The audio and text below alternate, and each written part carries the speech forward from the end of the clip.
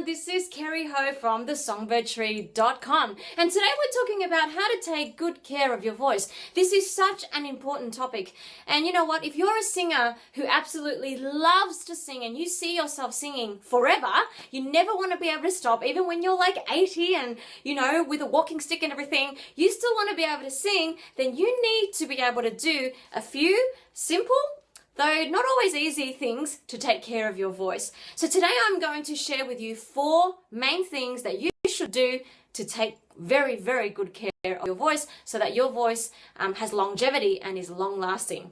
Okay, the very first thing you need to do is to warm up your voice every day, even if you're not planning to sing that day. Now, I know that sounds like a chore. It's like, what?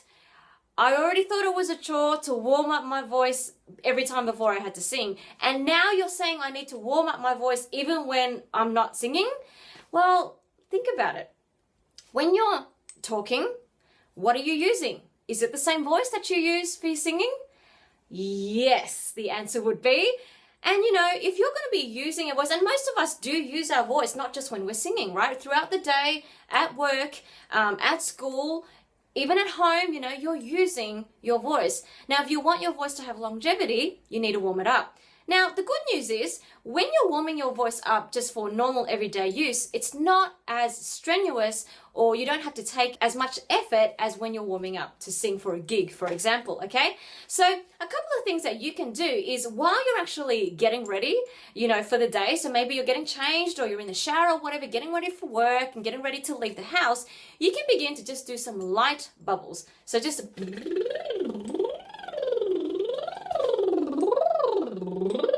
and try and go from all your low to your mid and to your high ranges and back just a few times, okay? And then when that gets boring and you know you're like doing your hair or something, then you can do some NGs and things like that.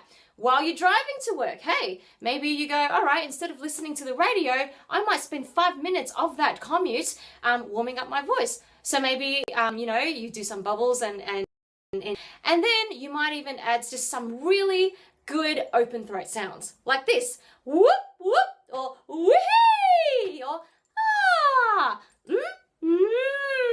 and things like that. And you just sort of do this, and what it does is it opens up your throat. It helps you to place your voice correctly in the mask, even when you're talking. That's actually important, right? Otherwise, you end up speaking like this on your throat all day, and that actually becomes very, very exhausting, and you get raspy and husky. All right, okay, so it's really, really important. And how long does it take? It doesn't take long at all, you know. Anything like 2 to 5 minutes is completely enough to warm up your voice. All right, obviously if you're singing, you need to do a bit more of a warm up, and you can go and check out my video on how to effectively warm up right there if you haven't seen that before. All right, the second thing you need to do is you need to take care of your body.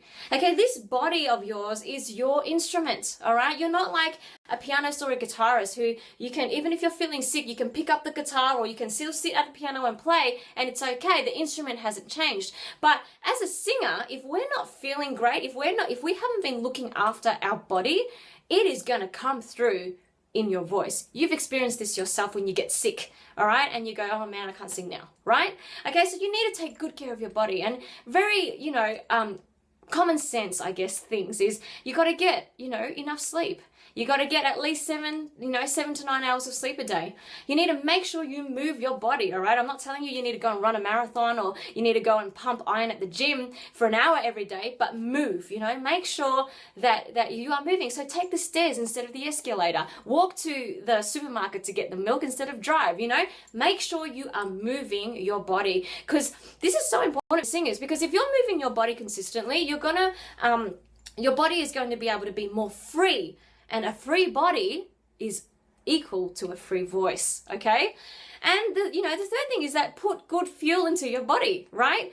Our body runs on the fuel of the food that we eat. So if you're putting in really bad fuel, well, that's not going to help your voice or your body, right? So make sure you're eating lots of fresh fruit and vegetables and a balance of protein in your diet, as well as good fat and try and stay away from processed foods. All right, now the third thing that I want to give you is some specific things to actually avoid, and this is more to do with if you are actually preparing for a singing gig, okay? These are the foods that you want to avoid before an important singing gig if you want to sound the best, okay? So you want to avoid chili, or anything that's really, really spicy, like curries and stuff like that, because that's going to cause reflux, which will cause this, yucky, acidic feeling in your vocal cords. Yeah, it's just not pleasant, okay? Caffeine, all right? So if you're a coffee drinker, and that's okay, I'm not saying never drink coffee, never drink tea, never drink Coke. I'm not saying that. What I'm saying is that before a gig, you want to avoid having too much of it. And if you must have, a cup of coffee or whatever, then have that, but make sure you couple that with a huge glass of water, because caffeine dries out your vocal cords, okay? You want to avoid greasy and fried foods, okay? They leave a horrible residue of grease coating around your vocal cords, which makes you feel phlegmy, and you just keep needing to clear your throat and stuff, and that's just not a great look, hey, when you are performing. And obviously when you start clearing your throat a lot, you're going to start getting your vocal cords bashed together, and that's not good for them too. You also want to avoid dairy before a gig, so milk and yogurt and stuff like that. It actually does the same thing. It coats your vocal cords with this sense of this phlegm, right? And again, you don't want to do that before you're singing. And tip number 4 is fluids that are very helpful for your voice and will help to really help you take care of your voice is obviously water. All right, water is just so essential to every singer. You must be hydrating yourself every day. Even if you're not singing at a gig, you must always be hydrating yourself, okay? Very important for your vocal cords to maintain that flexibility and that freeness is that they are moisturized and hydrated with plenty of water. Now, Manuka honey drink is one of my favorites, and I talk about that a lot. 1 teaspoon of Manuka honey with some warm water, squeezing in a couple of drops of lemon. Beautiful start to the day for every singer. I highly, highly recommend it. And if Manuka honey does not exist where you live, it's okay. Just go to your local health food store and ask them for a good honey that has antibacterial agents in it that will help to kill off any bacteria in your throat and keep you well. I also would recommend highly herbal teas, all right? Herbal tea is one of my favorite things in the world. And herbal teas are great because they don't have caffeine, so they won't dry your vocal cords.